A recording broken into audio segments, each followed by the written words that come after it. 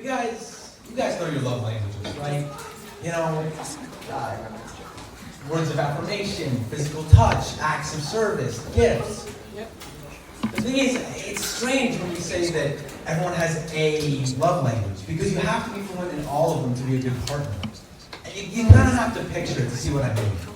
Like, okay, imagine you're in bed with your girlfriend, and she's like, I want you to take me.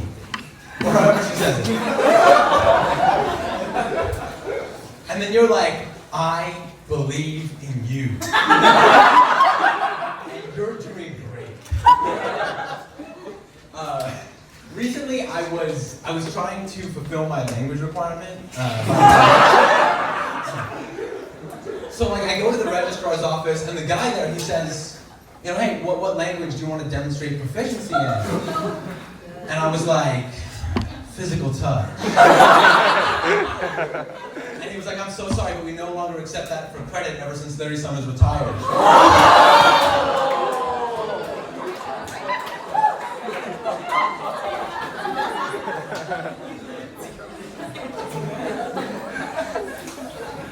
But I do think it's hard for men to learn love languages other than physical touch, because society tells men that emotional vulnerability is somehow a weakness.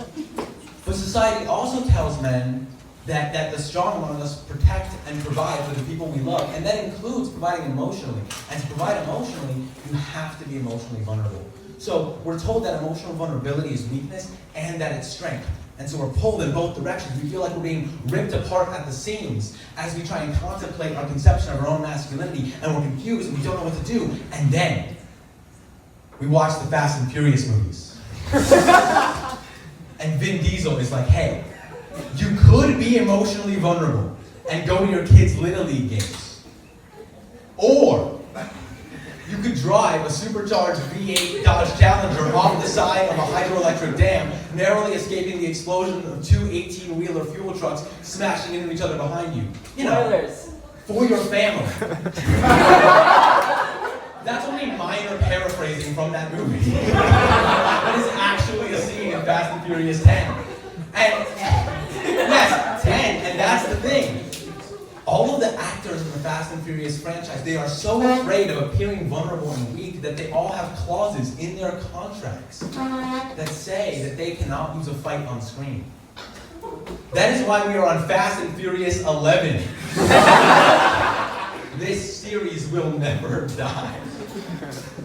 And you know, the stereotype about men is that men are simple creatures and that women are more complex. And that always used to bother me, because when men said it, it felt kind of self-defeating, and when women said it, it felt kind of like an insult. But recently, I was at a truck stop.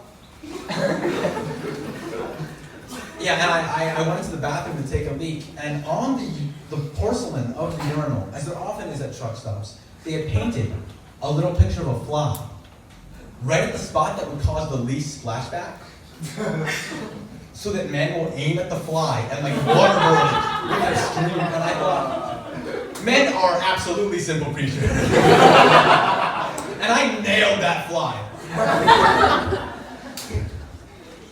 And look, although men are simple creatures, we still feel emotional pain, you know? But we don't have a lot of outlets for it. I mean, one outlet is therapy, but the problem with therapy is that therapy teaches us that every last one of our thoughts, feelings, emotions, and fears are worthy of the time of day, which they're not. But of course therapy would preach that. The therapist is paid by the hour, not by the resolved trauma. So they can get you talking about something else that bothers you, they can extract more money. Yeah, you shouldn't believe that a therapist cares about your feelings for the same reason you shouldn't believe that a hooker is falling in love with you just because you're sleeping together. They don't care about you, they care about your wallet. It's the same thing on a different couch. And what do they both say at the end? Now, how did that make you feel? Look, but maybe therapy is a necessity. Maybe it's like a necessary evil, because our generation is one of the most depressed in history. I know, it's supposed to be a comedy show, but we're going there.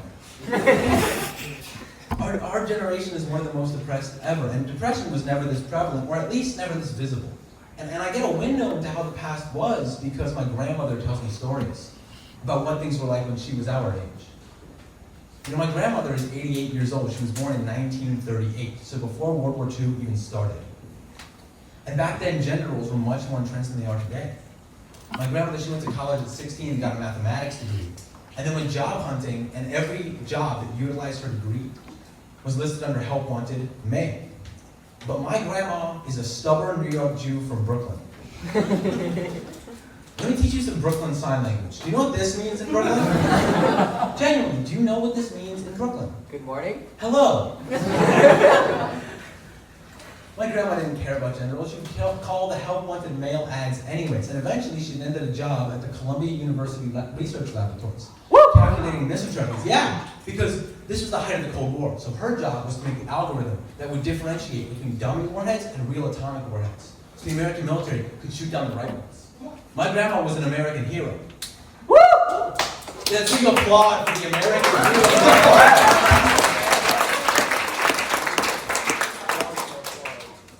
But some part of those 1950s gender roles must have stuck with my grandmother, because she won't stop cleaning her apartment.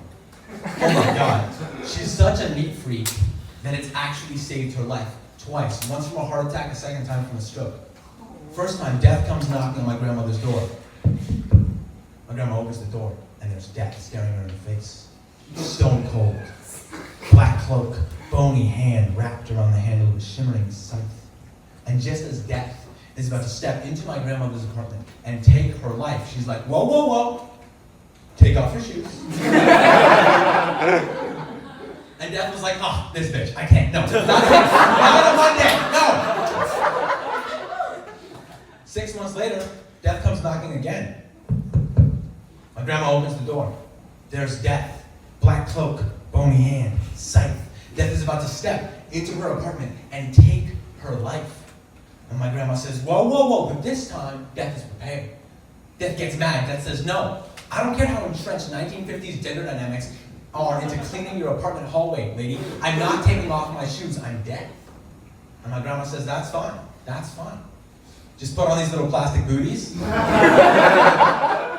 Death came knocking on my grandmother's door twice, and both times she said, hello. Thank you guys so much. You guys